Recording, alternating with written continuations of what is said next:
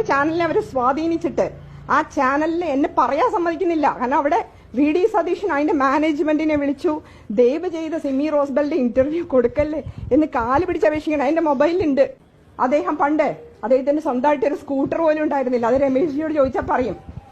ഒരു കൂട്ടുകാരന്റെ second hand scooter start ചെയ്തിട്ട് അദ്ദേഹം ഇവിടെ മണി ചെയിൻ തട്ടിപ്പിന് വേണ്ടി ഇറങ്ങി നടന്നൊരു കാലമുണ്ട്. അതിന്റെ തെളിവുകളൊക്കെ ഇപ്പൊ പുറത്തുവിടും. 3000 രൂപ കൊടുത്താൽ 3 മാസം കഴിയുമ്പോൾ അത് 5000 രൂപയാവും. ആ സ്കൂട്ടർ ചവിട്ടി സ്റ്റാർട്ടാക്കുന്ന വർക്ക്ഷോപ്പിൽ കൊടുക്കുമ്പോൾ പൈസ കൊടുക്കണമല്ലോ. ജോജോ മനക്കൽ എന്ന് പറഞ്ഞ എന്റെ യൂത്ത് കോൺഗ്രസിന്റെ ബ്ലോക്ക് സെക്രട്ടറി ഇന്ന് ജീവിച്ചിരിപ്പുണ്ട്. അതുകൊണ്ട് വന്ന വഴിയൊന്നും മറക്കല്ലേ പ്രിയപ്പെട്ട സതീശ, വന്ന വഴി മറക്കരുത്, അതും മറക്കരുത് സതീശ. പിന്നെ കേരളത്തിന്റെ മുഖ്യമന്ത്രിയും കേന്ദ്രമന്ത്രിയുമായ വർക്കിംഗ് കമ്മിറ്റി മെമ്പറായ AK ആന്റണിയുടെ കൈ അദ്ദേഹം തട്ടിമാറ്റും പ്രസ് കോൺഫറൻസിന്. കാരണം അദ്ദേഹം ഭാവി മുഖ്യമന്ത്രിയാണല്ലോ.